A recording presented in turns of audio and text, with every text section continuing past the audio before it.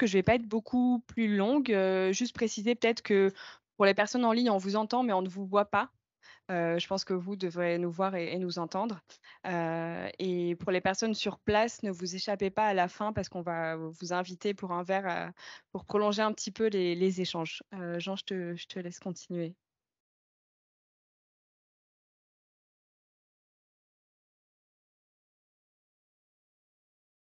Oui, bonjour.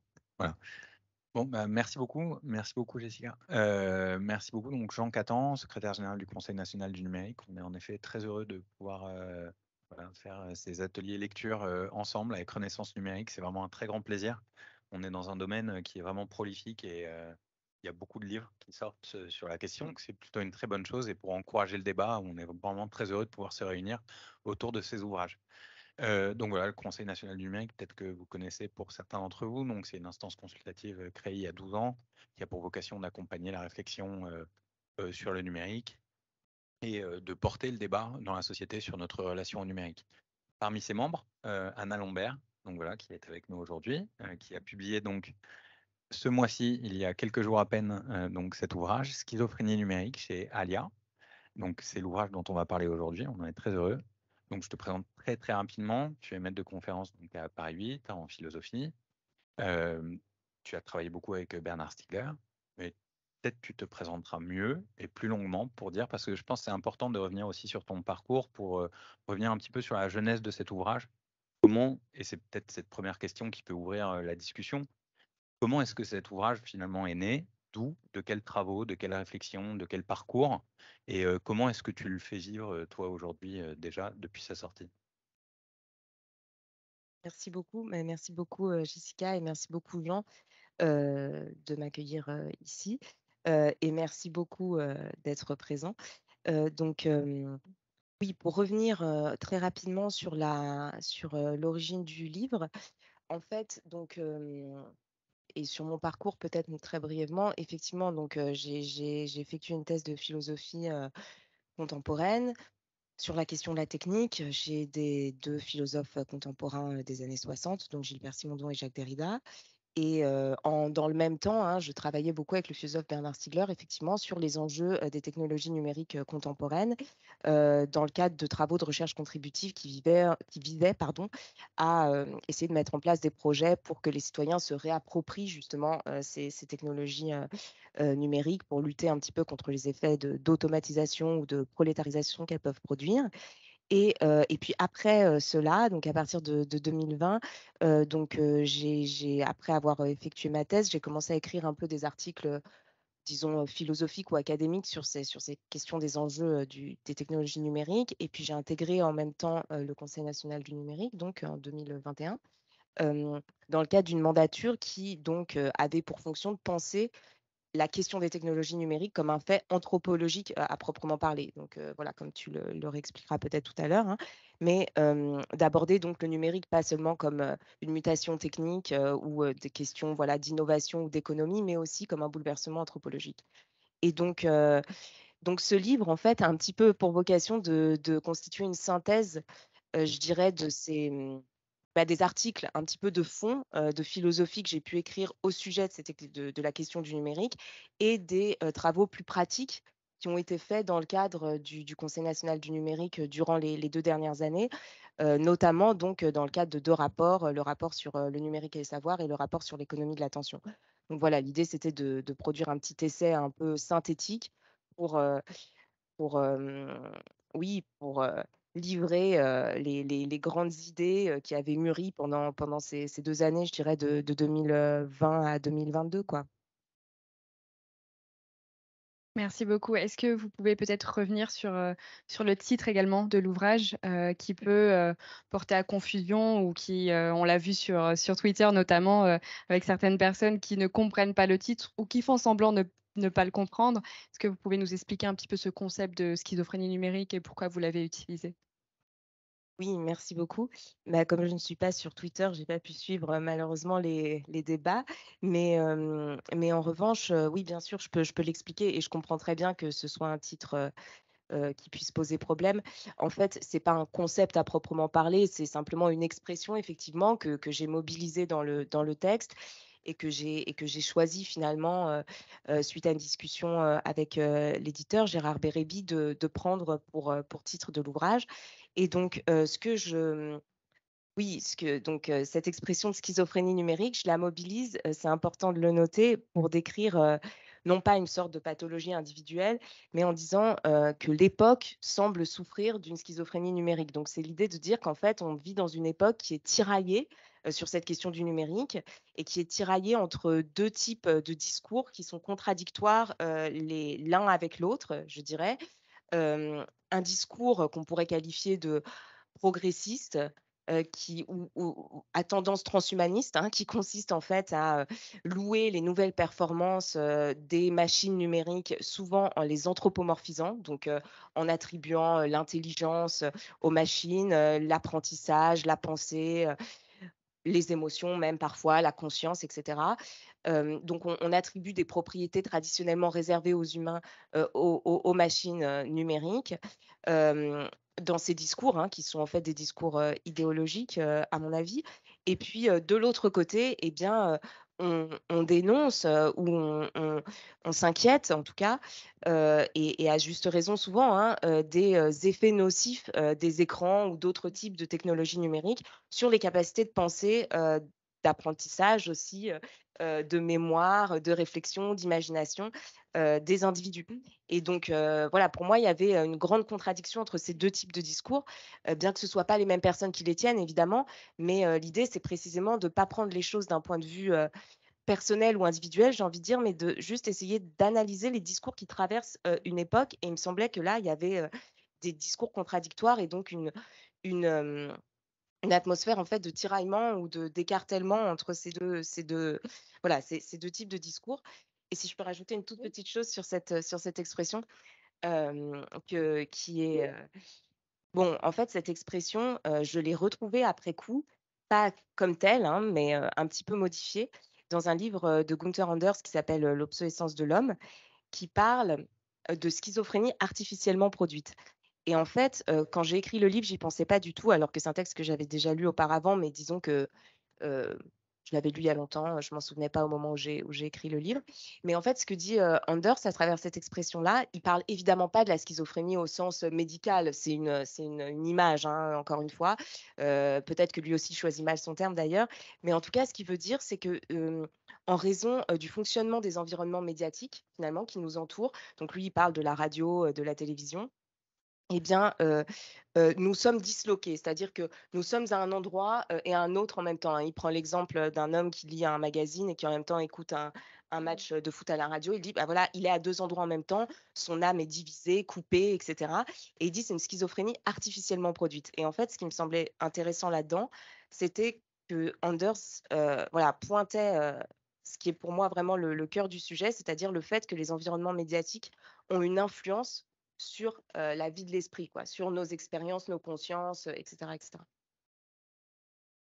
Profiter justement du fait que tu aies évoqué le mot d'esprit pour embrayer, parce que c'est vraiment quelque chose, je pense, c'est une notion qui est centrale dans ton travail et dans cet ouvrage. Et ce que j'ai particulièrement aimé dans la façon dont tu abordes cette notion, pour moi, par exemple, qui suis complètement profane et complètement ignorant de certaines conceptions philosophiques autour de certains termes, il y a une conception collective de la notion d'esprit. N'est pas quelque chose qui appartient à un seul individu ou qui pourrait appartenir éventuellement à une machine demain de manière isolée. C'est un processus relationnel, en fait.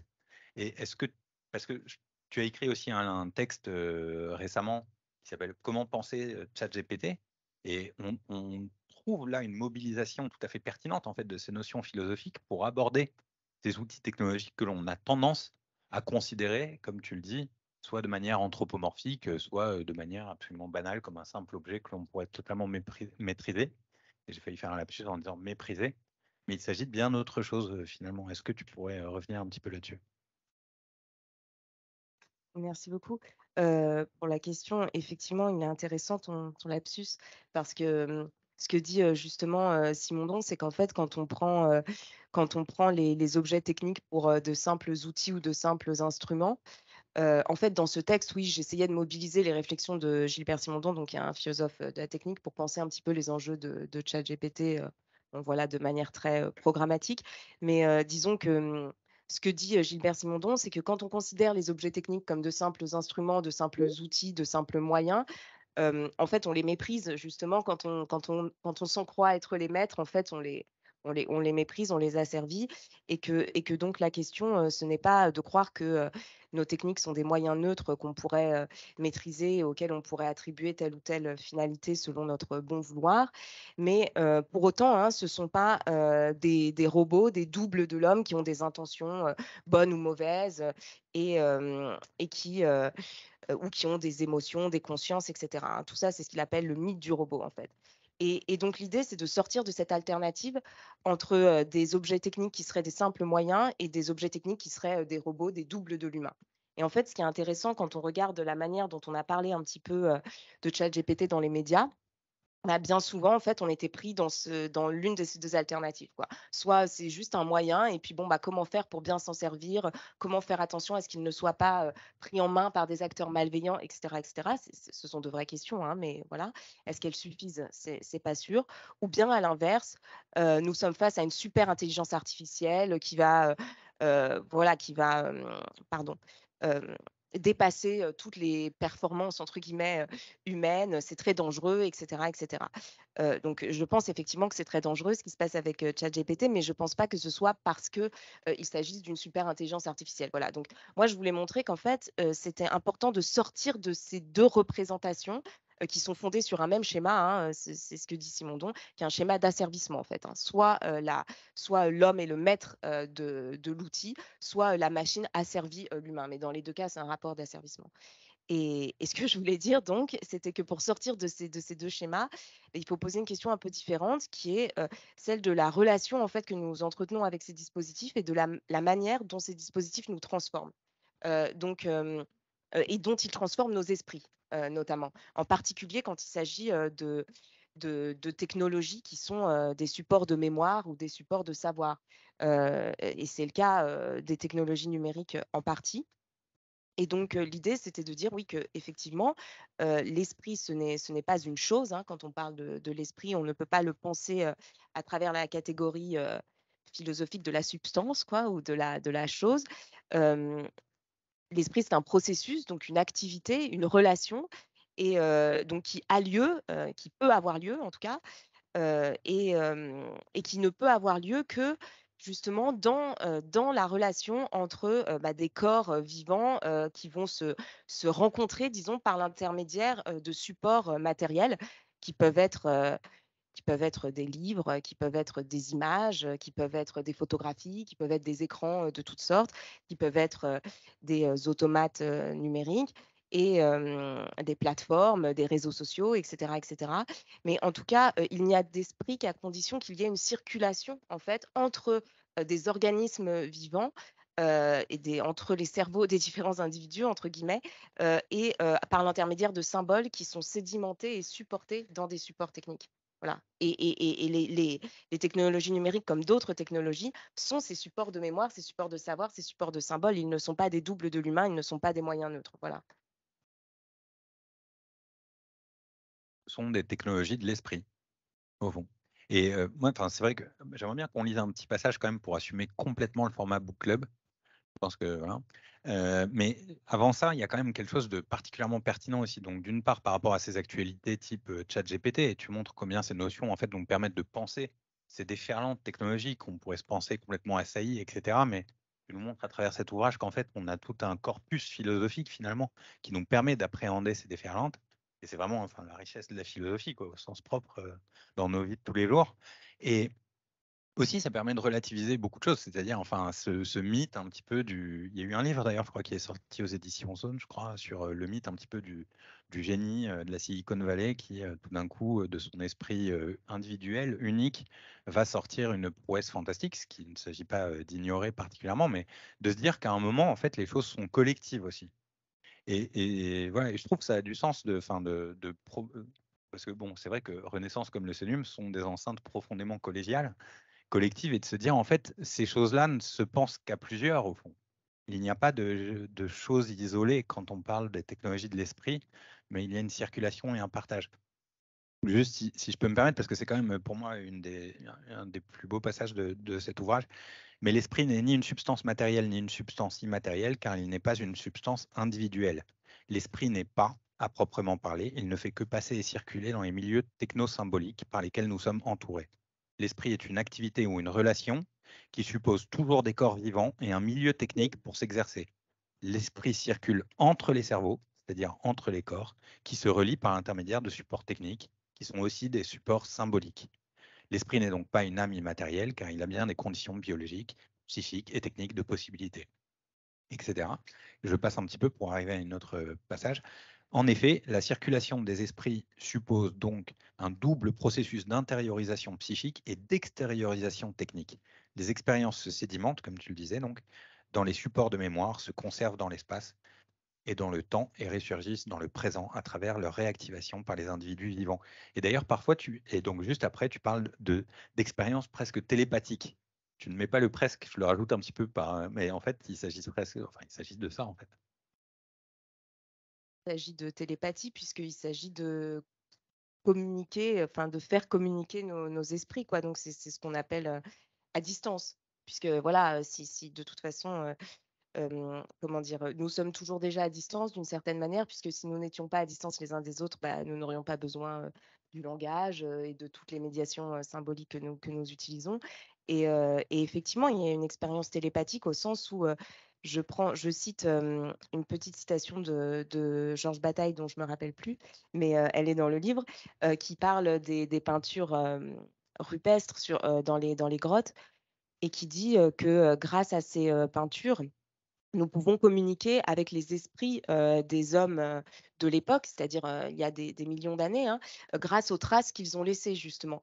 Et donc là, il y a bien une expérience télépathique puisqu'on communique à distance dans le temps avec l'expérience de personnes qui ont disparu, hein. Et puis bah, quand on envoie un message sur WhatsApp à quelqu'un en Australie, par exemple, hein, eh bien, on partage aussi des pensées, cette fois-ci dans l'instantanéité d'un moment présent, mais à distance spatiale. Donc, donc en ce sens, voilà, c'est pour ça qu'on appelle aussi les technologies disons, les technologies de l'information et de la communication, on les appelle aussi parfois des télétechnologies parce que ce sont des technologies qui permettent justement de réduire la distance, hein, ou de faire toutes sortes de choses à distance. Et donc, ça me semblait important, juste pour finir peut-être sur ce point, d'insister là-dessus parce que la question, en fait, pour moi, qui se pose aujourd'hui, c'est de savoir comment les transformations technologiques, elles transforment ces expériences télépathiques, comme tu disais. Donc, ces expériences de pensée collective, d'une certaine manière, et de partage des pensées et de transmission de la mémoire. C'est ça, disons, de transmission de la mémoire et de partage des savoirs collectifs. C'est ça les vraies questions pour moi. C'est pas la question de savoir si une machine a une conscience, un esprit, si une machine pense, si une machine est intelligente, si une machine apprend. Pour moi, tout ça, ce sont en fait de fausses questions qu'on nous impose d'une certaine manière pour nous empêcher de penser les véritables questions, quoi. Alors, au-delà de cette notion de technologie de l'esprit, vous évoquez beaucoup la notion de technologie persuasive. Est-ce qu'il y a notamment toute une section du livre qui développe cette idée? Est-ce que vous pouvez brièvement ou pas revenir un peu sur cette notion et qu'est-ce qu'elles sont? Comment est-ce qu'elles fonctionnent? Comment est-ce qu'elles agissent sur nous? Et comment les dépasser si c'est possible? Oui, merci beaucoup. C'est effectivement ça, c'est un petit passage du livre qui reprend, en partie, les travaux, que nous avions faits dans le cadre du rapport sur l'économie de l'attention, donc publié par le Conseil national du numérique, hem et qui effectivement, s'attache, à cette notion de technologie persuasive. Donc peut-être d'abord je vais expliquer, ce que ça signifie tout simplement. C'est une notion qui a été mobilisée par un professeur de l'université de Stanford, un professeur en design comportemental, qui s'appelle Benjamin Fogg et qui a publié un livre donc sur les technologies persuasives, qui décrit donc la manière dont, selon laquelle dans ce laboratoire de design comportemental donc, il travaillait avec son équipe à concevoir et développer des technologies numériques ayant pour but, d'influencer, les pensées et les comportements, des individus. Et donc, comment faire une telle chose?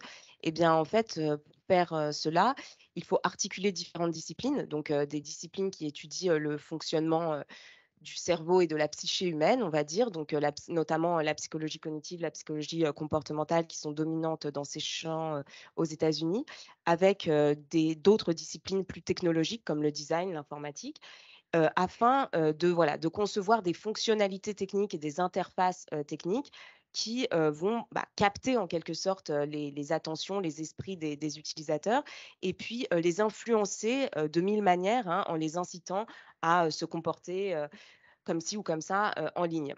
Donc, on peut citer par exemple, on avait cité un certain nombre d'exemples dans le rapport. L'exemple que je cite souvent, c'est celui de la fonctionnalité du défilement infini qui permet de faire défiler de manière infinie les vidéos sur une plateforme sans avoir besoin de réactualiser la page ou de changer de page. Et donc, vous savez peut-être que le designer qui a inventé cette fonctionnalité, qui s'appelle Asa Raskin, s'est repenti, après coup, après avoir calculé, je ne sais pas du tout comment il a fait ce calcul, mais il a calculé le nombre de temps, perdu, en raison de cette, fonctionnalité par personne par jour et cetera. Bon, je ne sais pas ce que vaut ce calcul, mais en tout cas ça l'a effrayé apparemment et donc il s'est repenti après coup en disant: «Bah, finalement, cette fonctionnalité technique, elle fait perdre énormément de temps, aux individus et puis surtout elle peut avoir des effets, il ne s'agit pas seulement de perdre du temps, il s'agit de produire des effets potentiellement nocifs, des troubles attentionnels, des troubles de la mémorisation, de la concentration, et cetera. Et donc il s'est repenti enfin, avec d'autres. Et c'est intéressant cet exemple parce que justement, ça montre en fait que eh bien, ces technologies persuasives, elles peuvent avoir des effets un petit peu dangereux pour les individus et les groupes. Bon, il y en a plein d'autres, hein, des technologies de ce type-là. Ça va oui, je sais pas, par exemple, enfin, je sais pas si vous voulez que je cite des exemples, c'est peut-être pas très intéressant. Ouais. Je ne sais pas si tu voulais rebondir d'abord sur, il me semble Éventuellement, mais c'était de savoir en fait si on ne pouvait pas avoir les deux. En fait, est-ce qu'on est forcément condamné à être soumis à un diktat de la technologie persuasive, alors que potentiellement ces technologies sont aussi des technologies de l'esprit? Est-ce qu'on ne peut pas être un peu les deux, avoir le beurre et l'argent du beurre? Tu, tu cites Arendt, c'est une penseuse fondamentale qui a pensé dans des temps très tourmentés, qui a pensé sur le totalitarisme dans des temps totalitaires. Est-ce que quand j'achète mes baskets parce que Instagram m'a dit de les acheter, je peux pas aussi avoir une capacité à mobiliser un esprit collectif en parallèle? Et ça rejoint un petit peu la question sur le titre, c'est est-ce que nous sommes condamnés à être finalement dans cette tension permanente et que l'un potentiellement prenne le pas sur l'autre, potentiellement la vocation commerciale de ces technologies, ou est-ce qu'on peut être en composition, est-ce qu'on peut être en maîtrise finalement et de choisir à certains moments, bah voilà, en fait en tant qu'individu rationnel, certaines fois je vais me laisser aller à certaines choses comme l'infinite scrolling ou à un certain pattern et à l'achat d'une certaine paire de baskets sans pour autant mettre à mal ma capacité à penser collectivement par la suite. Oui, oui. Mais oui, oui, tout à fait. Enfin, je veux dire, bien sûr, je suis tout à fait d'accord avec ce que tu viens de dire. En fait, pour moi, justement, le fait de parler de technologie persuasive, c'est une manière de dire alors, ça répond pas exactement à ta question, mais du coup, c'est une manière de la contourner, mais disons d'y répondre quand même, je pense. Le fait de parler de technologie persuasive, c'était une manière de dire: «Toutes les technologies numériques ne se réduisent pas aux technologies persuasives». C'est les technologies persuasives, en fait, c'est un certain type de technologie, numérique qui a été, conçu et développé à des fins très particulières, qui sont celles, de l'influence, des comportements. Et le plus souvent, en vue effectivement de stimuler, des actes d'achat et de stimuler, la consommation. Donc qui s'inscrivent aussi effectivement dans on va dire un modèle économique consumériste que tu décrivais un petit peu avec l'exemple, des baskets. Maintenant, il y a 2 choses. Hem, il y a un argument qui consiste à dire: «On pourrait utiliser ces technologies persuasives pour, provoquer d'autres types de comportements que, des comportements consuméristes». pourquoi pas? Mais en fait, la question, c'est de bien voir que quand bien même on les utiliserait pour autre chose, heu, la question que moi j'avais envie de poser, c'était de savoir, quel est le type de pouvoir qui s'exerce à travers ce type de technologie et heu, quel est l'objet de ce pouvoir? Et en fait, c'est un pouvoir qui s'exerce sur des individus qui sont réduits à des comportements réflexes, qui sont considérés comme des espèces de systèmes, entrée-sortie. On leur envoie des signaux pour les stimuler et puis, eux doivent répondre par une réaction. Mais on court-circuite, en fait, tous les processus de réflexivité, de décision, de résistance aussi potentielle et donc, quand bien même elles seraient utilisées à des fins, très louables, ces technologies, bah, déjà, qui décide des finalités? Premièrement, hein et deuxièmement, hem, est-ce qu'il n'y a pas quand même un problème à gouverner de cette manière-là, hein? En fait, je parle là de ce qu'on appelle la théorie du nudge d'une certaine manière, hein, qui consiste à gouverner par incitation et non plus, à travers, disons des voies, législatives, traditionnelles. Donc voilà, je dirais que bien sûr, il y a différentes manières d'utiliser ce type de technologie persuasive, mais que quelle que soit la manière dont elles sont utilisées, il y a quand même des questions qui se posent quant à ce qu'elles font, d'un point de vue, individuel et collectif et est-ce que, on peut, substituer de cette manière-là des comportements réflexes à des comportements, réflexifs, ou je dirais, critiques? Et peut-être une deuxième chose, mais j'ai oublié, hem et ben j'ai oublié. Non, mais peut-être juste pour dire que les technologies numériques, heureusement, peuvent être beaucoup d'autres choses. Voilà, je veux dire, on cite toujours, Wikipédia, il y a 1000 autres exemples de technologies numériques, qui ne fonctionnent absolument pas du tout sur ces principes de la persuasion, mais qui servent, de support d'intelligence collective, quoi et donc, justement, c'est important de dissocier, de pas parler du numérique en général, mais de dissocier les différents types de technologies. Et c'est aussi parce que ce ne sont pas les seules, mais ce sont peut-être celles dont on parle le plus dans le débat public, ces technologies persuasives qui occupent un petit peu le débat et donc elles sont omniprésentes et parfois on réduit un peu le numérique aux grandes plateformes ou même aux réseaux sociaux alors qu'on oublie tout ce qu'il y a derrière. Alors justement, pour dépasser un petit peu cette emprise que les technologies, persuasives peuvent avoir sur nous, vous dites pour, éviter de se laisser séduire par elles, il faut comprendre et pratiquer les milieux technosymboliques par lesquels, ils sont entourés, et avoir une pratique technique de ces technologies numériques et vous faites un parallèle avec, par exemple, la peinture, la littérature, la photographie. Alors, si on se projette au niveau des technologies numériques, qu'est-ce que ça veut dire, les comprendre et en avoir une pratique technique? En gros, qu'est-ce qu'il faut apprendre?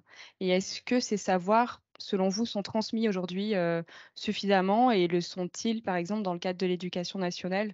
On a vu qu'il y a eu comme des grandes campagnes où, on apprenait à coder et cetera. Est-ce que c'est ça qu'il faut au final ou, pas exactement? Mais justement, en fait, ce que j'essayais de bon, je ne sais pas ce qu'il faut, exactement, je ne fais pas vraiment de préconisations pratiques dans le livre, mais justement, j'essayais de dire que le problème, c'était pas seulement d'apprendre à coder, effectivement, puisque, puisqu'en fait, le numérique n'est pas seulement, disons, encore une fois, un outil qu'il s'agirait, de savoir, utiliser ou même de savoir programmer, puisque, et surtout, l'école n'a pas vocation, à former, des programmeurs ou des codeurs, quoi. C'est pas la fonction, sociale, de l'école. La fonction de l'école, enfin, il me semble quand même que c'est de faire en sorte que les futurs citoyens puissent comprendre un minimum le monde, dans lequel ils vont vivre et donc si, ce monde, est fait, enfin, disons que si ce monde est configuré par un milieu technique et un milieu numérique, bah, effectivement, il faut, enfin, il semble nécessaire en tout cas, que, bah, qu'une certaine forme de culture technique numérique soit, transmise, par, à l'école, effectivement. Alors maintenant, ça peut prendre différentes formes, mais, il y a un point sur lequel, enfin, il y a 2 points sur lesquels j'insiste, dans le livre et qui me semblent importants et dont on parle pas très souvent justement, à mon avis. Donc le 1er point, c'est la question de l'histoire des techniques et de l'anthropologie des techniques. L'idée, c'était de dire que pour comprendre, en fait, la mutation technologique actuelle, il faut avoir un recul historique, en fait. Donc il ne s'agit pas seulement d'avoir des compétences techniques qui nous permettent de bien utiliser tel ou tel dispositif ou de programmer, des logiciels intéressants, mais il faut aussi comprendre en fait comment on en est arrivé là, donc à travers l'histoire de l'informatique, l'histoire de l'intelligence artificielle aussi, pourquoi pas, mais aussi en remontant peut-être beaucoup plus loin jusqu'à la préhistoire justement, hein, pour comprendre en fait comment les transformations techniques et technologiques implique des transformations sociétales, donc au moins jusqu'à la première révolution industrielle, je dirais. Enfin bref, pour donner un peu quand même une prise de conscience historique aux futures générations, ça me semble important. Et la deuxième chose, après, c'était sur la question de l'éducation aux médias, que effectivement, en fait, moi, j'essayais de resituer cette question de l'éducation aux médias dans une perspective un peu généalogique, là encore, en disant que on est face aujourd'hui, paraît-il, à un problème de circulation de fausses informations. On en parle beaucoup et on se dit souvent à ce sujet que finalement, les individus sont devenus très crédules, qu'ils croient tout et n'importe quoi, etc., etc. Mais et qu'il faut qu'ils fassent très attention à être très vigilants. Bon, euh, c'est vrai, hein, mais la question qui se pose, c'est quand même de savoir euh, comment ces informations circulent, comment ces contenus sont produits, comment est-ce qu'ils sont transmis. Et si on ne sait pas ça, eh bien, on ne voit pas très bien comment on pourrait avoir un véritable esprit critique par rapport aux informations qu'on reçoit. Donc, c'est un petit peu comme quand on regarde un journal télévisé, finalement. Si on sait comment l'information a été produite, eh bien, on va le regarder de manière beaucoup plus critique. De même, un film, hein, si on produit soi-même des films, si on connaît un peu les techniques de montage, etc., de production, on va regarder un film de manière plus critique. Et en fait, c'est ça qui se passe aussi avec le texte. C'est-à-dire que c'est parce qu'on a appris à écrire, on a appris des techniques d'écriture, d'argumentation, de rhétorique. Donc, on a, oui, voilà, on a eu un apprentissage technique de la lettre d'une certaine manière. Et c'est pour ça qu'on peut se rapporter de manière critique à un texte, à un discours. Mais donc, la question qui se pose, c'est euh, qu'est-ce qu'un esprit critique numérique en fait et là, peut-être que les techniques de l'écriture, de la lecture, de la grammaire, de l'argumentation, de la rhétorique, elles sont peut-être pas suffisantes pour avoir un esprit critique par rapport à ces contenus actuels qui sont des contenus numériques, mais aussi bien souvent euh, vidéo, donc des images, du son, etc. Donc l'éducation aux médias, en ce sens, bah, elle doit aussi permettre de comprendre comment ces contenus sont produits. Voilà, c'était ça que j'essayais de dire. J'espère que c'était clair. Je suis désolée. C'était très clair et justement, c'est un peu ça c'est le fil que je voulais tirer par rapport à ce que vous racontiez dans l'ouvrage. Et je voudrais revenir sur une question qui, en fait, m'a été posée dans une table ronde et on était trois. Et au début, on ne savait pas trop comment répondre. C'est comment est-ce qu'on forme à l'esprit critique aujourd'hui? Comment on s'y prend? Est-ce que c'est dans le cadre de l'école, dans le cadre des familles, les deux?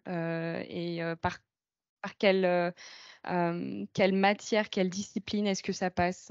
J'imagine que c'est un mélange de plein de choses. Vous avez cité, l'orthographe et cetera. J'imagine qu'il y a aussi des savoirs scientifiques, qui peuvent aider. Oui, oui, oui, oui. Mais ça, c'est une vaste question. Je sais pas si je serais capable de répondre. Mais en fait, et puis c'est vrai que, bon, moi, je dirais juste une chose peut-être. Je pense que l'esprit critique, c'est quelque chose qui se pratique. Et encore une fois, juste pour reprendre la perspective du livre, qui est de dire l'esprit, donc, il n'est pas dans notre tête, il n'est pas dans le ciel des idées, il est vraiment dans les supports qui nous entourent. Et donc, si on veut avoir un regard critique sur les contenus symboliques que l'on reçoit, parce que c'est quand même ça l'enjeu de l'esprit critique, il faut qu'on soit capable de pratiquer les supports qui permettent de transmettre ces contenus symboliques. Voilà, ça, je pense que c'est quelque chose de très important. Euh, donc, euh, et je pense qu'il faut qu'on se pose la question aujourd'hui de, voilà, qu'est-ce que peut être un esprit critique au XXIe siècle? Et c'est peut-être pas le même que celui qu'on a formé traditionnellement à l'époque du livre, des médias imprimés, de la presse. Voilà, parce que les supports de symboles et de savoir se sont complètement transformés. Donc, la manière de les appréhender critiquement, je ne sais pas si c'est français ça, mais en tout cas, la manière d'exercer l'esprit critique doit évoluer avec ces évolutions technologiques. Donc, voilà. Et arrête.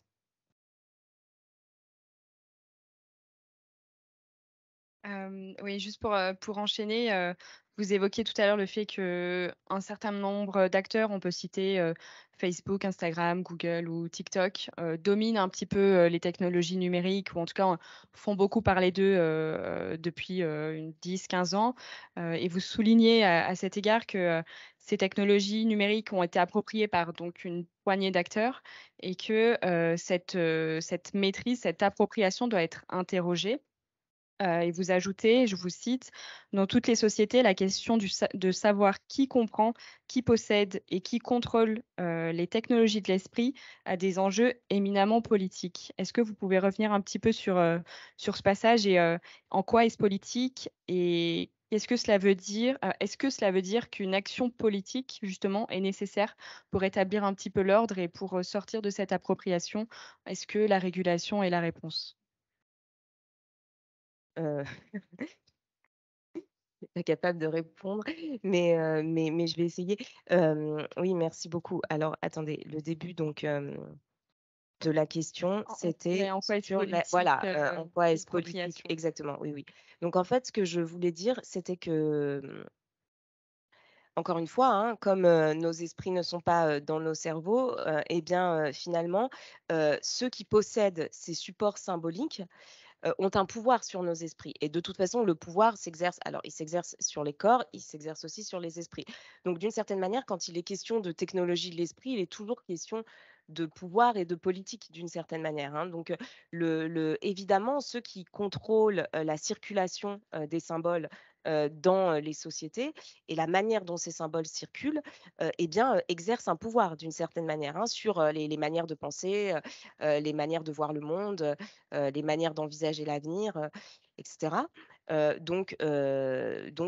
voilà, hein, c'est la question, du pouvoir, des médias, télévisuels, hem, dans une, époque, très récente. Aujourd'hui, la question des plateformes numériques. Bon, à chaque fois, en fait, les la disons que les idées circulent dans un espace public et il n'y a pas d'espace public sans, dispositif de publication et donc la question de savoir qui possède et qui contrôle les dispositifs de publication, est très importante puisque ce sont finalement, ces acteurs-là qui contrôleront aussi, la circulation, des idées et donc finalement, la fabrication même, de l'opinion, publique. Donc, voilà, c'est pour ça que la question des supports, de savoir et des supports de mémoire est une question, éminemment politique et donc ça, c'est la première chose et la deuxième question, c'était du coup, voilà, oui, je pense qu'il y a effectivement un rôle, heu, enfin, une fonction politique.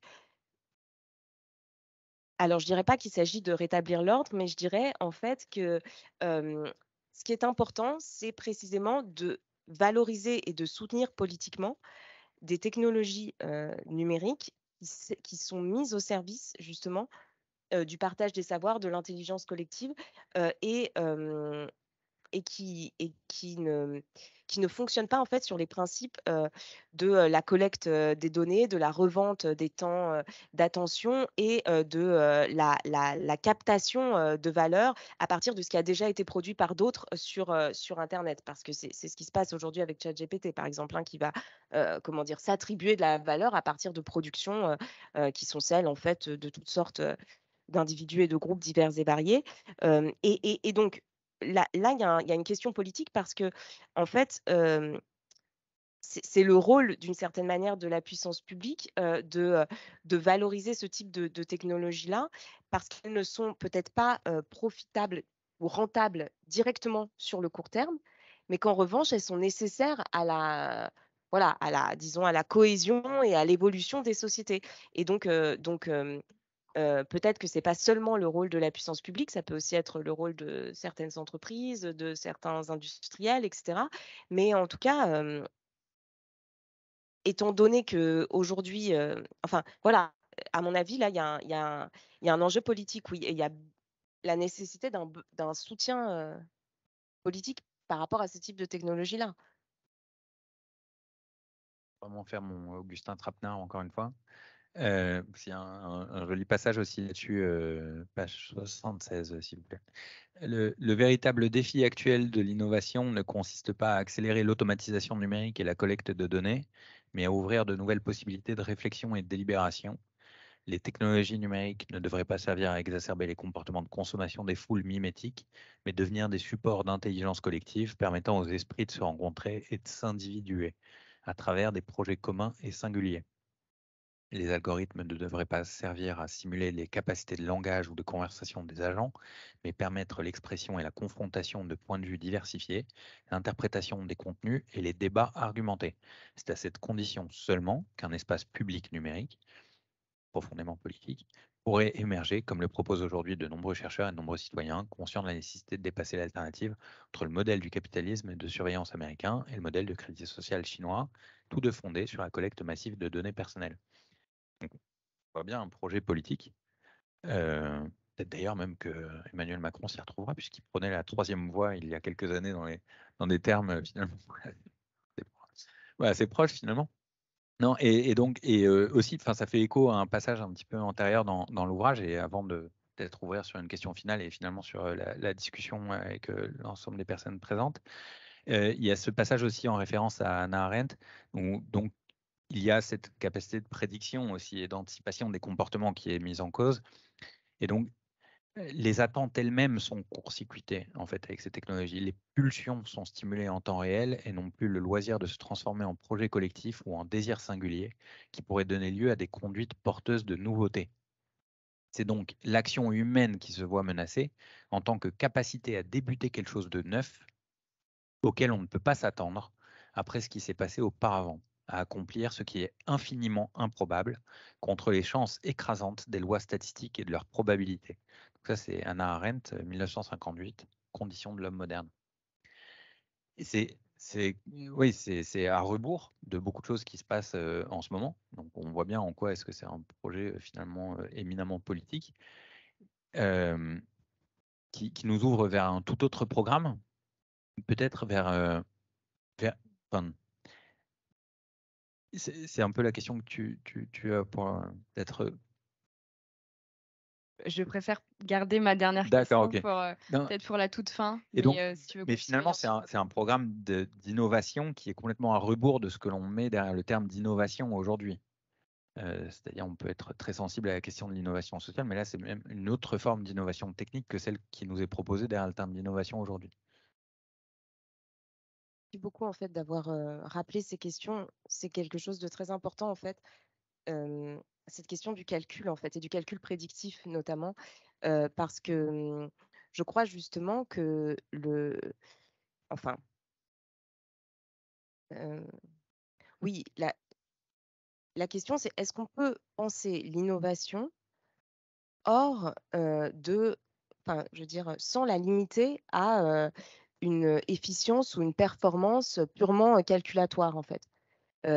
Parce que finalement, est-ce que c'est très innovant ce type de technologie? Bon, moi je ne suis pas une spécialiste, mais j'ai cru comprendre que finalement, technologiquement parlant, le ChatGPT, c'était pas, très nouveau au sens où des modèles de langage de ce type-là, bon, il y en avait depuis, un certain temps et par ailleurs, s'ils se transforment très, très vite, donc ils augmentent, on pourrait dire, ils croissent très rapidement, mais en fait, ils croissent quantitativement d'une certaine manière. Il n'y a pas de véritable nouveauté, technologique, intrinsèque. Enfin, je sais pas, bon, je suis pas assez spécialiste pour juger.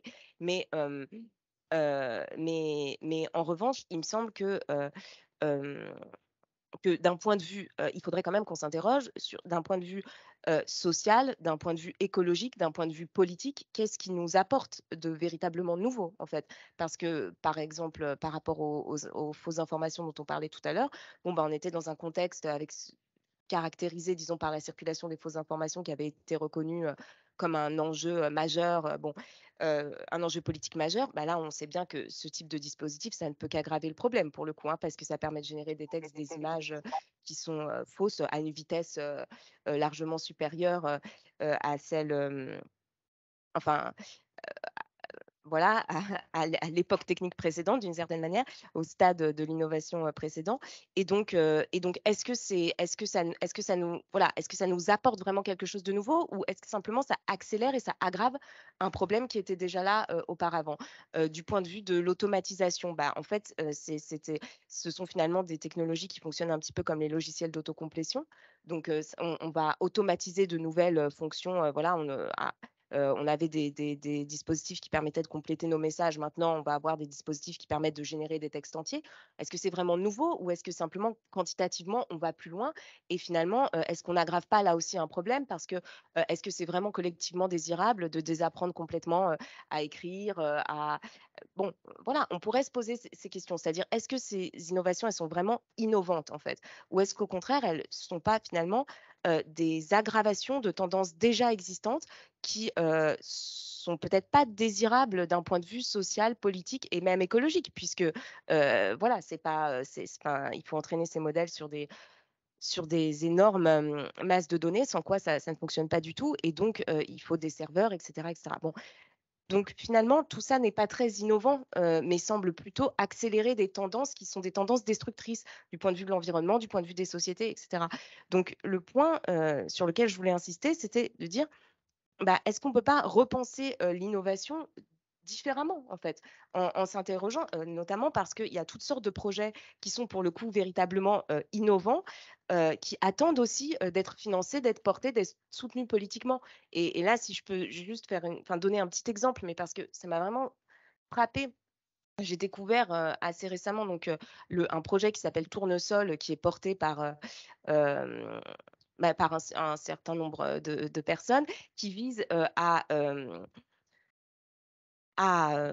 concevoir et développer des algorithmes de recommandation collaborative de contenu. C'est-à-dire de faire en sorte qu'on puisse développer des algorithmes fondés sur l'évaluation humaine par les pairs de contenu et non pas des algorithmes fondés sur sur des calculs prédictifs. Donc, c'est-à-dire, on ne va pas vous suggérer des contenus qui ont été, disons, prévu pour vous sur la base de vos traces passées ou sur la base de ce que les autres ont regardé, mais sur la base d'évaluation, de jugement, de délibération humain, individuel et collectif.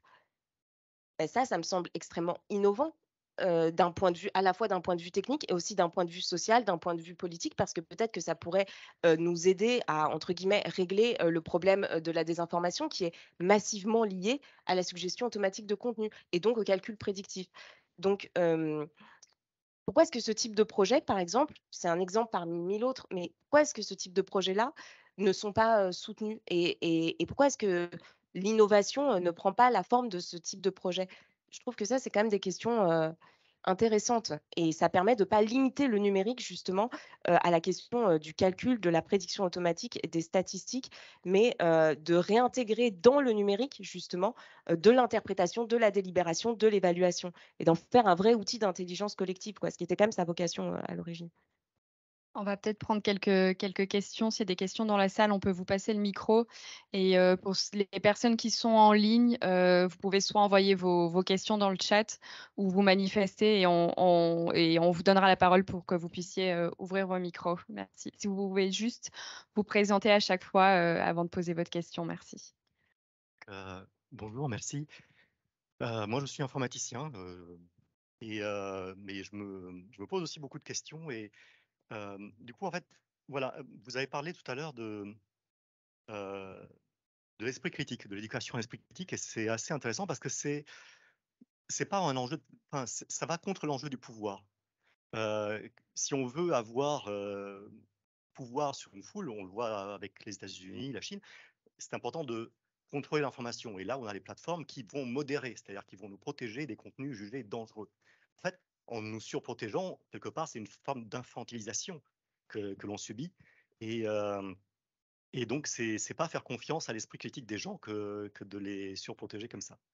Voilà, donc ça, c'est la première réflexion que je me faisais. C'est pas vraiment une question, mais ça interroge aussi. Et puis l'autre, c'est une référence à Michel Serres, qui parlait de l'externalisation et qui disait l'homme n'a cessé d'externaliser en fait tout ce qu'il était au fur et à mesure de son évolution. Les progrès techniques lui ont notamment permis, et c'est évident, de se décharger de plein de tâches physiques. Donc aujourd'hui, je pense que nous sommes tous beaucoup plus chétifs que nos ancêtres l'étaient il y a quelques dizaines de milliers d'années et qu'on n'est pas nombreux à pouvoir chasser le mammouth ou d'autres animaux.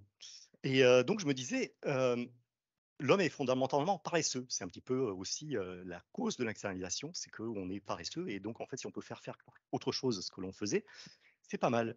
Et donc, si les intelligences artificielles permettent de se décharger de tâches intellectuelles, on va le faire parce qu'on est paresseux. Et il nous restera à faire du sport intellectuel du coup. Voilà. Peut-être qu'on peut prendre je sais pas si on prend plusieurs questions et ensuite on fait une série de réponses. Oui. Je voulais juste compléter la réflexion de monsieur. La révolution industrielle, elle a permis d'automatiser la force des choses. Je crois à ma connaissance que on s'est rien interdit. Aujourd'hui, il y a des robots dans les salles d'opération. Aujourd'hui, c'est la question de l'automatisation de l'esprit ou des forces de l'esprit. Je ne sais pas si on peut dire ça comme ça. Là, ça coince un petit peu quand même. Il y a des choses qu'on ne veut pas automatiser.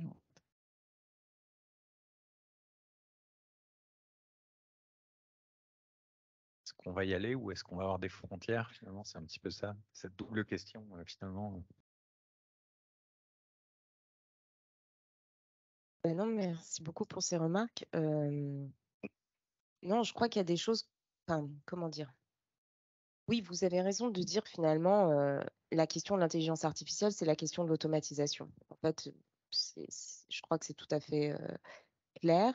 Enfin, c'est la question de l'extériorisation, mais de l'extériorisation telle qu'elle est devenue automatisation, notamment depuis la révolution industrielle, effectivement. Et effectivement, enfin, moi, du coup, excusez-moi, mais du coup, moi, je pense ces questions plutôt avec les références à Bernard Stiegler plutôt qu'à Michel Serres. Donc, du coup, c'est deux philosophes de la technique d'une certaine manière, enfin, de beaucoup d'autres choses aussi. Et donc, du coup, je vais répondre un peu avec les armes conceptuelles de Bernard Stiegler, si je puis dire. Mais parce que ce qui me semble très intéressant sur cette question de l'extériorisation, enfin, ce que souligne Bernard Stiegler dans son travail, c'est que elle va toujours de pair avec un processus de prolétarisation, c'est-à-dire avec le fait que nous externalisons un savoir et qu'en fait, à partir de ce moment-là, eh bien, à la fois, nous augmentons notre puissance d'une certaine manière, mais nous nous diminuons aussi, puisque nous ne pratiquons plus par nous-mêmes ce savoir, entre guillemets. Et donc, dans le cas de la révolution industrielle, avec les machines-outils, eh bien, ce sont les savoir-faire qui sont extériorisés. Et dans le cas, effectivement,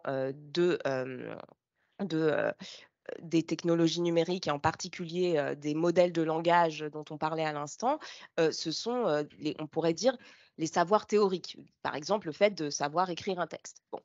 Mais, et donc, à chaque fois, hein, nous pouvons faire les choses de manière plus rapide et plus performante et plus quantitative. Mais pour autant, nous perdons aussi quelque chose et nous ne produisons pas les mêmes choses. C'est-à-dire que les produits qui sont produits industriellement sur les chaînes de production ne sont pas les produits qui sont produits par l'artisan. D'accord? Et bien de même, les textes qui sont produits par ces intelligences artificielles aujourd'hui ne sont pas des textes au même sens que ceux qui sont produits par des individus ou des groupes, parce qu'on peut aussi écrire à plusieurs. Et donc, et ça, c'est très important de le voir. Ces textes, en fait, ne sont pas des textes à proprement parler. Ce sont des produits de calcul statistique. Quand vous écrivez un texte, que vous l'écriviez seul ou à plusieurs, vous ne faites pas de calcul statistique. Vous ne calculez pas le mot le plus probable qui va venir à la fin de votre phrase, vous voyez, pour écrire un texte. Alors, bah, en tout cas, il n'y a aucune raison de le présupposer. Je veux dire, on n'observe nulle part de tels phénomènes. Alors, bien sûr, on peut croire que ce que nous avons extériorisé, on peut croire que quand on construit une machine, on reproduit ce qui se passe chez l'humain. Mais ça, enfin, je veux dire, il n'y a aucun fondement théorique pour dire une chose pareille. Quand on a produit des voitures, on ne s'est pas demandé, ah tiens, est-ce que les voitures sont en train de reproduire la marche humaine? Non. Donc, je veux dire, non, on produit des théories, on produit des modèles scientifiques, on produit des dispositifs technologiques. Ça ne veut pas dire pour autant qu'il faut prendre ces produits de l'esprit humain, pour le coup, pour des modèles de la manière dont l'esprit humain fonctionne. Enfin, je veux dire, en tout cas, il faut le justifier si on fait si on fait ce genre de saut théorique, j'ai envie de dire. Ça ne va pas du tout de soi. Et donc, tout ça pour dire que, voilà, et tout ça pour en venir à la question que vous posiez, qui est est-ce qu'on veut tout automatiser? Et moi, j'ai envie de dire, mais de toute façon, on ne peut pas tout automatiser. Il y a des choses qu'on croit pouvoir automatiser, mais en fait, quand on les automatise, on les détruit. Par exemple, l'interprétation, vous ne pouvez pas l'automatiser. La décision, vous ne pouvez pas l'automatiser. La délibération, vous ne pouvez pas l'automatiser. Alors, pouvez croire les automatiser, mais au moment où vous les avez convertis en automatisme, en fait, vous les avez détruits, tout simplement. Parce que, parce que précisément, le résultat, de l'interprétation, de la délibération, de la décision, il n'est pas programmable, il n'est pas prédictible. Vous ne pouvez pas le déduire, du passé, quand bien même vous connaîtriez tout ce qui s'est passé auparavant, vous ne pouvez pas savoir, ce qui va se passer, demain tant qu'il y a de l'interprétation, tant qu'il y a de la délibération, tant qu'il y a de la décision, voilà. Donc ça, c'est pas automatisable. Qu'on le veuille ou non, on ne pourra jamais l'automatiser.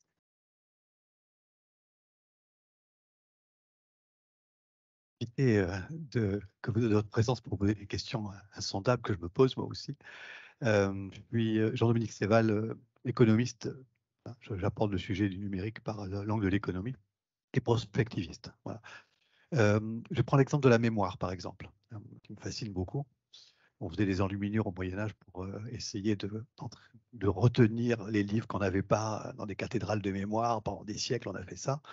Nos grands-parents faisaient moins, mais ils apprenaient quand même, oui, nos parents, des départements, des poésies à l'école primaire, etc.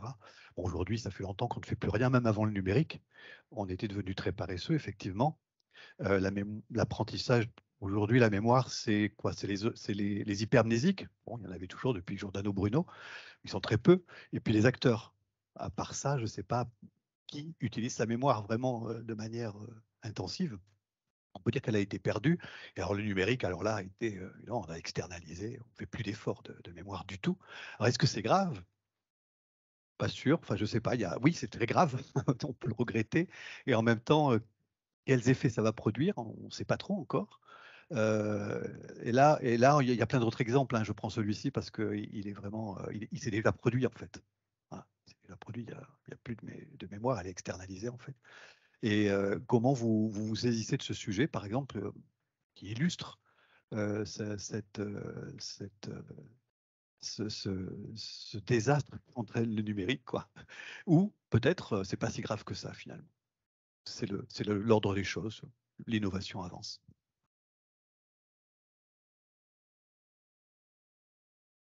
Je pense que la question de la mémoire, c'est une question, extrêmement importante et merci pour cette question. Maintenant, je ne sais pas dans quelle mesure je partage ce constat. En fait, ce que je veux dire, c'est qu'il y a, c'est un petit peu le même problème qu'on rencontre avec la mémoire, l'apprentissage, l'intelligence, etc. C'est que c'est des termes qu'on emploie pour désigner des choses différentes. En fait, on emploie le même terme et on désigne des choses différentes. Donc, c'est un peu compliqué de se repérer. On a il y a des supports de mémoire et le numérique en constitue. Enfin, voilà, constitue une nouvelle époque dans l'évolution des supports matériels de mémoire. Donc effectivement, on a extériorisé toutes sortes de connaissances dans ces supports de mémoire, toutes sortes de savoirs, toutes sortes d'informations. Mais pour autant, ça ne nous dispense pas de mobiliser nos facultés mémorielles. C'est simplement qu'on va on va les mobiliser différemment. Alors, effectivement, effectivement, comment dire? Après, il y a des tendances. Donc, effectivement, la pratique des médias numériques par des personnes qui n'ont jamais pratiqué la lecture, l'écriture manuscrite, etc., peut provoquer des courts-circuits.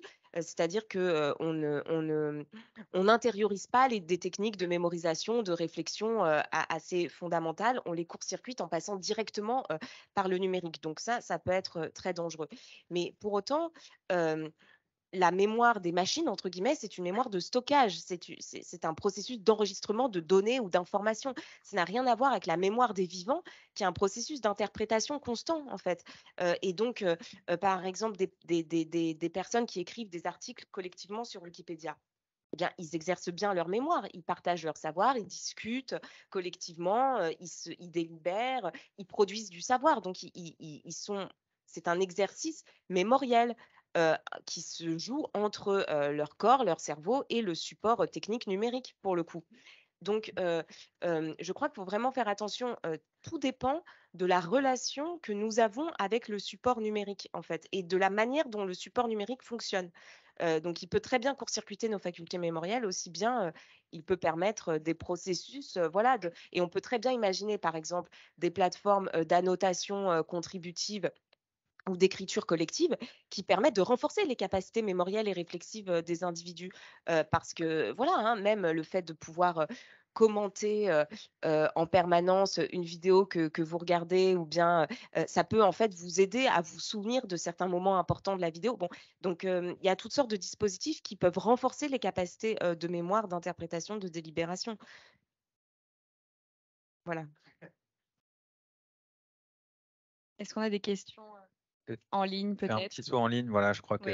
qu'on nous a transmis une question. Je voudrais juste en profiter avant éventuellement un petit intermède promotionnel pour la prochaine session qui sera autour du livre d'Hubert Guillot, donc Coincé dans Zoom, qui je crois nous écoute. Donc bonjour, merci beaucoup et merci beaucoup pour le partage de documents et de références dans le chat. Donc voilà, merci infiniment. Il y a une autre question donc de Amélie.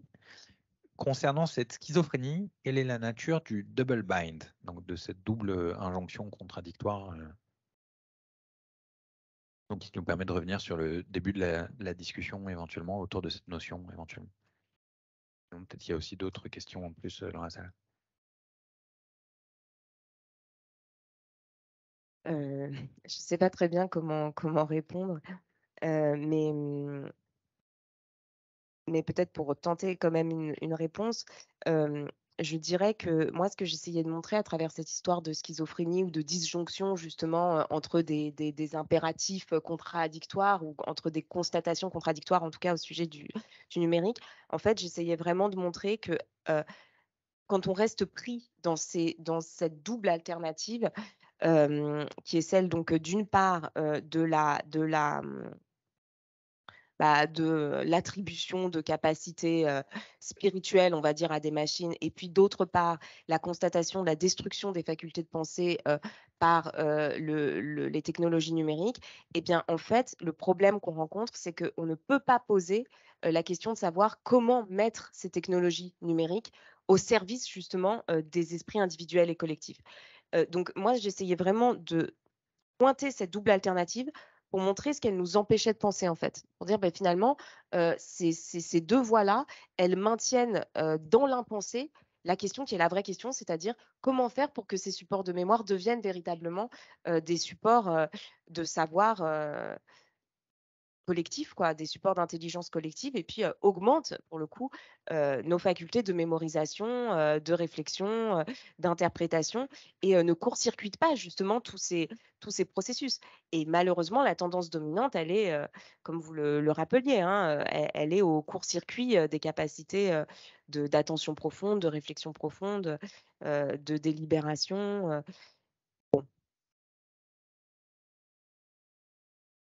Alors justement, pour rebondir sur ce qu'on disait tout à l'heure, le vocabulaire, c'est important aussi. Vous évoquiez le fait que parfois on utilise des termes comme mémoire, comme esprit critique, qui veulent pas forcément dire la même chose en fonction de qui les utilise, dans quel contexte, etc. Et vous évoquez aussi dans cet ouvrage la novlangue computationnelle. Alors, qu'est-ce que c'est cette novlangue computationnelle, et pourquoi est-ce important de la déconstruire, comme vous nous appelez à le faire dans cet ouvrage? C'est toujours un petit peu la même idée, c'est qu'en fait, ce qui me gênait un petit peu justement avec tous ces termes, d'intelligence artificielle, d'apprentissage automatique, d'agent conversationnel, c'était, le fait qu'en attribuant ce genre de «propriétés» entre guillemets, ou de capacités, à des dispositifs technologiques, eh bien en fait, on confondait, des processus qui relèvent du calcul avec des processus qui relèvent de l'interprétation, encore une fois, du jugement, de l'évaluation, et c'est pour ça que je parlais de novlangue computationnelle, parce que tout n'est pas réductible au calcul, en fait, et certainement pas, voilà, au calcul statistique ou au calcul probabiliste, tel que l'effectue ou le performe les algorithmes qui sont au fondement voilà, des réseaux de neurones. D'ailleurs, même un réseau de neurones, pourquoi est-ce qu'on parle de neurones? Il n'y a pas de neurones dans un réseau de neurones. Donc la question, c'est pourquoi est-ce qu'on parle, en fait, pourquoi est-ce qu'on utilise tous ces termes-là? Pourquoi est-ce qu'on accepte toutes ces catégories qui, en fait, encore une fois, hein, on pense avec nos mots aussi, hein, donc, quand on utilise certains mots pour décrire certains phénomènes, eh bien, on va penser ces phénomènes aussi d'une certaine manière. Donc moi, j'avais envie de déplacer un petit peu ces catégories en disant, bah non, il ne s'agit pas d'intelligence artificielle ni d'agents conversationnels, il s'agit d'automates computationnels ou bien d'algorithmes prédictifs. Bon, on peut trouver tous les mots qu'on veut du moment qu'on décrit des réalités techniques, des fonctionnalités techniques, des fonctionnements ou des normes technologiques ou des modèles mathématiques, mais on ne confond pas tout et que l'esprit ne peut pas être réduit à du calcul. Et donc, voilà, donc c'était justement, c'est très important d'en sortir de ce langage idéologique-là, parce que quand on se contente de ces mots-là, eh bien, en fait, on s'empêche de penser ce que font ces dispositifs techniques à nos pensées. On ne peut plus le penser puisqu'on a anthropomorphisé d'une certaine manière les dispositifs techniques. Donc, bah, voilà, on ne peut plus se demander comment ils affectent précisément nos capacités. Donc, il me semble que c'est ça quand même l'enjeu aujourd'hui. Donc, voilà. Ouais, ouais, on va peut-être prendre d'autres questions dans la salle et ensuite on aura une question peut-être de conclusion un peu plus tard. Oui, c'est encore moi. Donc, je me disais, l'enjeu des plateformes, en général, qui vivent d'un modèle publicitaire, c'est l'engagement. C'est que les gens restent de plus en plus dessus.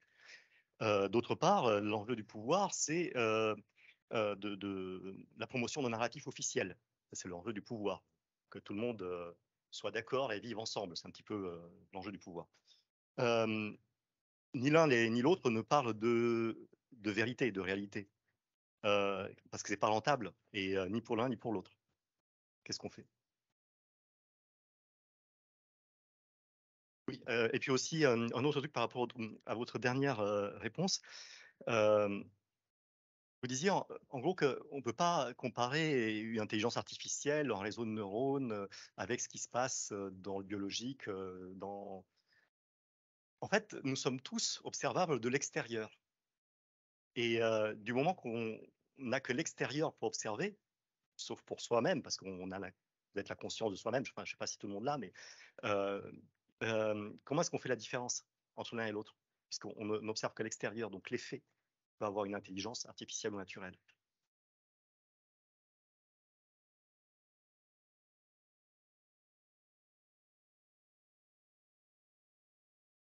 Alors, vous disiez que oui, que la vérité n'est pas rentable.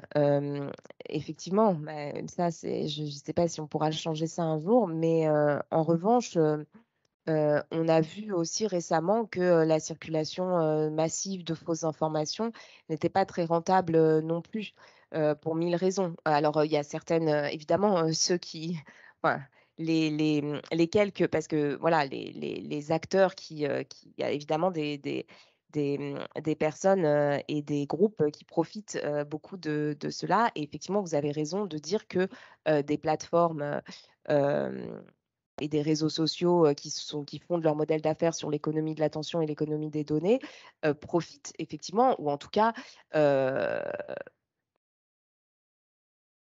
engendrent une circulation massive de fausses informations de par leur mécanisme justement et leur fonctionnalité technique qui vise à maximiser, comme vous le disiez, l'engagement des utilisateurs. Mais d'un point de vue, j'ai envie de dire, d'un point de vue écologique et d'un point de vue social, est-ce que c'est «rentable» entre guillemets? Je veux dire, c'est un modèle qui n'est pas soutenable de toute façon puisque, la collecte des données, heu, en quantité massive, eh bien, écologiquement, ça ne tient pas, la route et que, la diffusion, de fausses informations en quantité massive, socialement, ça ne tient pas la route non plus parce qu'en fait comment dire? Ça produit du discrédit, de la défiance et c'est très dangereux parce qu'une société qui ne peut pas, comment dire? Évoluer sur la base d'une défiance, généralisée. Donc en fait, la question de la rentabilité, encore une fois, voilà, il faudrait, il faudrait, la repenser et surtout, c'est la raison pour laquelle je disais, pour le coup, une volonté, politique et une forme de puissance publique, est nécessaire, là aussi dans ce domaine pour que puissent subsister aussi des choses qui ne sont pas rentables sur le court terme, mais qui sont nécessaires sur le long terme. Et bon, je parle de volonté ou d'action politique, mais je veux dire, il y a aussi toutes sortes d'entreprises, d'ingénieurs qui ont tout intérêt à promouvoir des dispositifs soutenables pour le coup, et qui le font. Donc voilà. Euh, la deuxième question. Ah oui, oui, oui. Bah, en fait, comment dire? Non, je voulais juste rebondir parce que, oui, comment?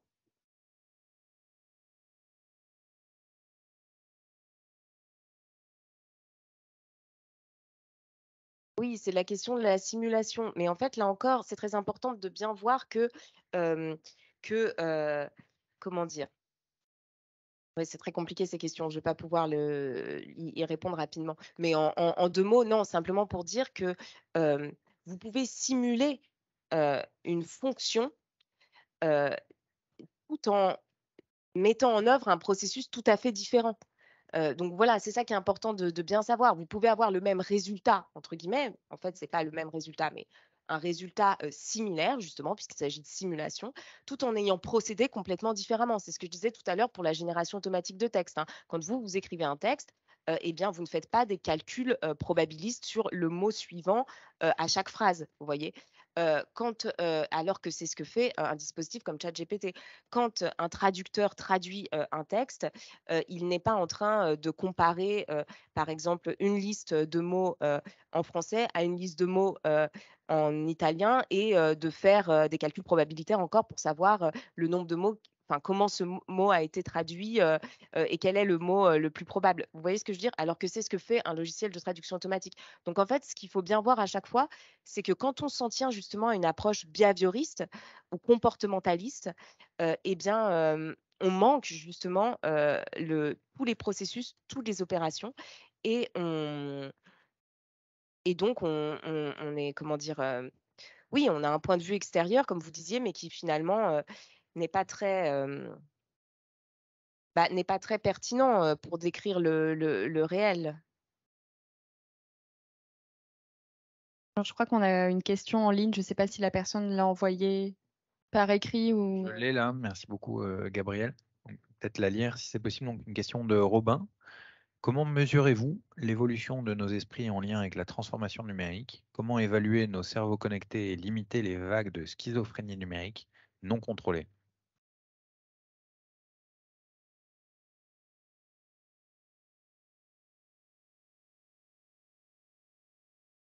Je sais pas, non, je crois qu'on peut pas mesurer de toute façon, on peut pas mesurer ces choses-là à proprement parler, même s'il y a toutes sortes d'études scientifiques qui ont été faites sur justement, la manière dont les médias numériques affectaient, nos capacités, enfin en tout cas la manière dont certains médias numériques, certains usages, qui sont, malheureusement, bien souvent les médias et les usages dominants, affectaient, nos capacités, d'attention, nos capacités de mémorisation, nos capacités de réflexion.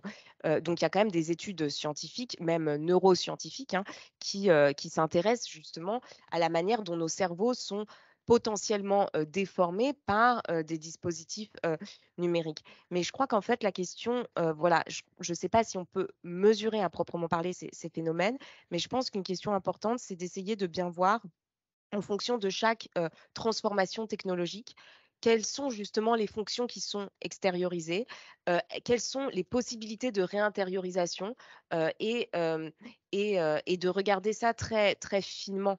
Voilà, sur le temps long. Donc, comme vous disiez, on extériorise sa mémoire avec l'écriture d'une certaine manière. Bon, avec la photographie, c'est encore un nouveau type d'extériorisation de la mémoire, donc un nouveau type d'accès au passé, donc un nouveau type de projection dans l'avenir. Avec le cinéma, c'est encore autre chose. Avec la télévision, ça se transforme encore. Avec le numérique, tout ça se combine et se modifie à nouveau. Donc en fait, voilà, essayer de développer une sorte d'intelligence de la manière dont les transformations techniques affectent facultés psychiques, noétiques, qui sont pas seulement cognitives, justement. Voilà, ça, je pense que ce serait important pour comprendre un petit peu ce qui nous arrive aujourd'hui.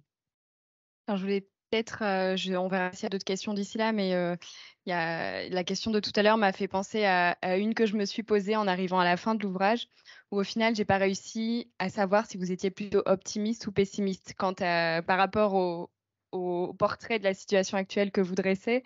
Parce qu'en en fin d'ouvrage, vous évoquez l'idée qu'un espoir demeure, parce que finalement, il y a un nombre très restreint d'acteurs, notamment des startups ou des grands acteurs du numérique qui ont intérêt à ce que la situation actuelle persiste.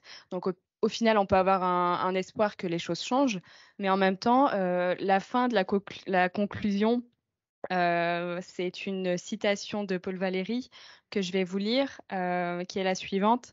Peut-être les circonstances sont-elles trop difficiles? Les circonstances économiques, politiques, matérielles, l'état des nations, des intérêts, des nerfs et l'orageuse atmosphère qui nous fait respirer l'inquiétude laissent difficilement espérer que de telles transformations puissent s'opérer, mais leur nécessité semble néanmoins s'affirmer dans un monde, vous ajoutez, numérique, qui n'a jamais moins su où il allait. Alors, au final, est-ce qu'il y a un des deux sentiments qui l'emporte, plutôt pessimiste ou plutôt optimiste quant à l'avenir?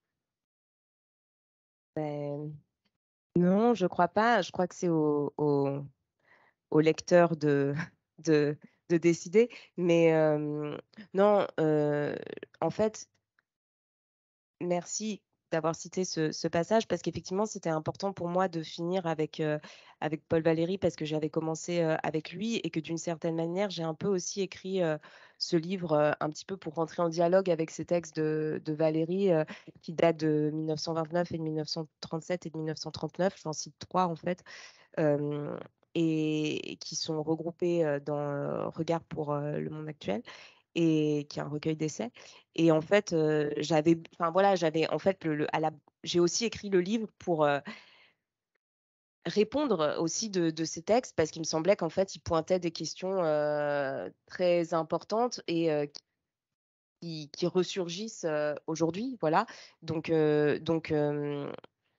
donc c'est pour ça que je citais notamment ce passage à la fin, là encore parce qu'il me semblait vraiment faire écho de manière extra lucide, quoi. Enfin, maintenant, je dis plus extra lucide parce qu'un jour, j'ai dit dans un article que tel auteur était extra lucide et on m'a corrigé en me disant il faut pas dire extra lucide. Donc, voilà, en tout cas, voilà, des auteurs qui ont quand même pensé des choses extrêmement, qui ont eu une vision en fait sur les menaces justement à venir et et donc, c'est pour ça que je cite ce passage. Et je crois que de toute façon, voilà, la question de l'optimisme et du pessimisme, en fait, de manière générale, c'est pas une bonne question, puisque, en fait, ce sont deux attitudes de passivité un peu par rapport au devenir, c'est-à-dire l'idée de dire, bon, bah, soit tout est fichu d'une certaine manière, hein, donc il n'y a plus rien à faire, on attend la fin des temps, ou bien tout ira bien, ne vous inquiétez pas. Donc même chose, on n'a plus rien à faire, quoi. Donc en fait, alors qu'en fait, on fait tous partie de ce devenir-là d'une certaine manière, mais à notre toute petite échelle, et que donc il ne s'agit pas de faire des paris comme ça sur ce qui va se passer plus tard. Il s'agit d'essayer de faire émerger des tendances qui ouvrent de l'avenir justement. euh, Par rapport à, enfin, pour lutter, disons, contre des tendances dominantes qui semblent parfois hégémoniques et qui ne sont pas soutenables ou qui ne sont pas porteuses d'avenir.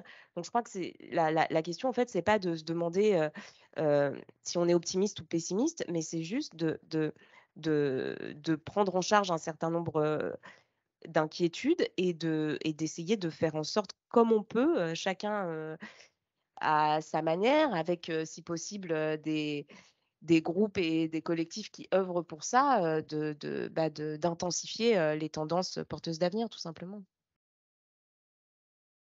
On crée les conditions de notre optimisme, en tous les cas, pour être toujours en situation d'acteur. Bon, il y avait une question à la fin, et puis peut-être après, on donnera la parole pour...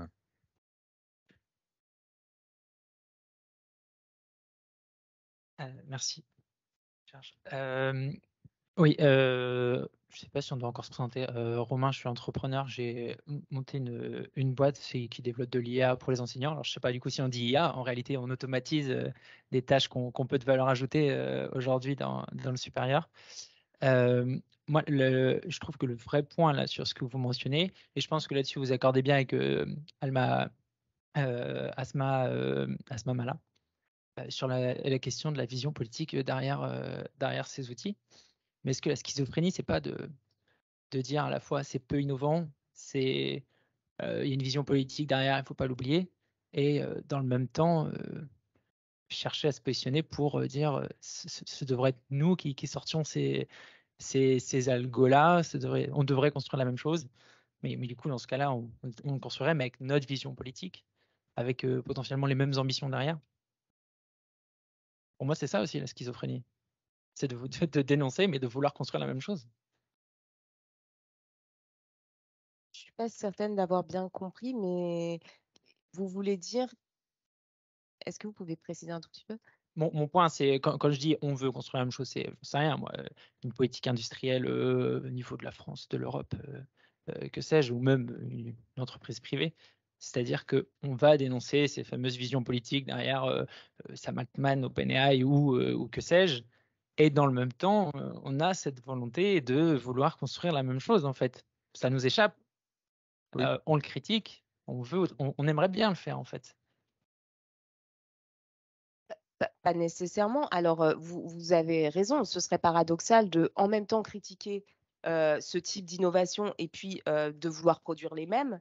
Mais en revanche, justement, dire que ces innovations peuvent être aussi très dangereuses ou très toxiques et qu'on peut en produire d'autres différentes qui fonctionnent selon peut-être une vision politique différente, évidemment, mais surtout des fonctionnalités techniques et des modèles économiques différents, parce que c'est ça dont il est question fondamentalement, eh bien, ce ne serait pas contradictoire d'une certaine manière.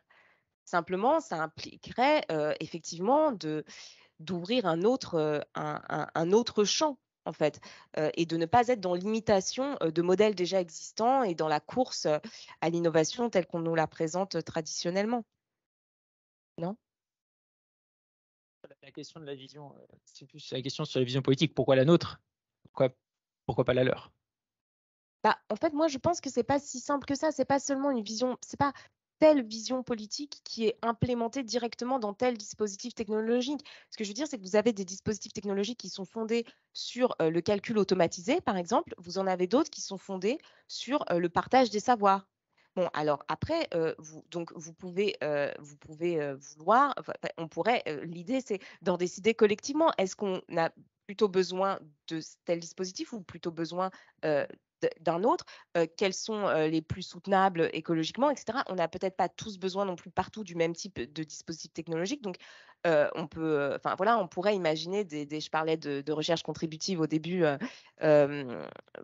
parce que c'était quand même ça aussi l'idée que quand je participais à des projets de recherche contributive avec donc le philosophe Bernard Stiegler, ce qu'on essayait de dire, c'était que on peut organiser localement aussi des dispositifs de délibération et de recherche, action, recherche, expérimentation pour savoir de quel dispositif numérique tel ou tel groupe de personnes ont besoin à tel ou tel endroit. Ce pas forcément les mêmes partout, vous voyez ce que je veux dire, et notamment dans le champ de l'enseignement. Ça s'applique très bien ce raisonnement parce qu'on pourrait très bien se dire, par exemple, eh bien, pourquoi est-ce qu'on ne ferait pas des ateliers d'expérimentation et de recherche-action avec des enseignants de telle ou telle discipline, des étudiants de telle ou telle discipline, des chercheurs de telle ou telle discipline et des ingénieurs et des designers pour voir de quoi les chercheurs, les enseignants et les étudiants de philosophie, par exemple, ou de mathématiques ou de biologie ont besoin en termes de numérique, par exemple. Et peut-être qu'à la fin, la conclusion, ce serait qu'en fait, ils n'en ont pas besoin. Très bien. Ou bien qu'ils ont besoin de tels dispositifs. Vous voyez ce que je veux dire? Mais ce serait pensé collectivement et j'ai envie de dire adapté aux besoins singuliers de tel ou tel groupe dans telle ou telle localité. Alors évidemment, ça prendrait plus de temps, mais... Il y a un papier, pardon, il y a un papier de recherche là-dessus qui est vachement bien, qui s'appelle Situated Software, il y a une vingtaine d'années, de Clay Shirky et qui parle de la localité de la technique, notamment au niveau d'une école, en l'occurrence. Et le fait de penser un numérique qui doit s'appliquer partout, en fait, aplatit, écrase, et fait qu'on a une solution qui n'est pas pertinente pour un groupe précis.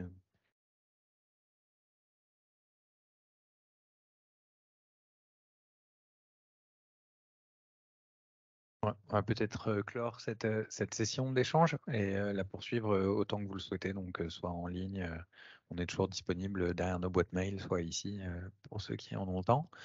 Merci infiniment. Si jamais on devait retenir vraiment voilà, une idée un petit peu clé, forte de cet échange, et avant de nous quitter, de nous donner rendez-vous, donc je leur précise le 30 mai, donc autour du livre d'Hubert Guillot, Coincé dans Zoom. Donc voilà, que nous aurons le très très grand plaisir d'accueillir pour une nouvelle session d'échange. Donc voilà, mais si nous avions un petit mot à retenir pour créer les conditions de notre optimisme encore. Je vais tricher, c'est le moment où je sors le joker. Non, mais en fait, je pense que c'est chacun doit choisir en fonction de son interprétation singulière. Il faut retenir de ce livre. Ce qui implique donc d'acheter le livre et de le lire. Voilà.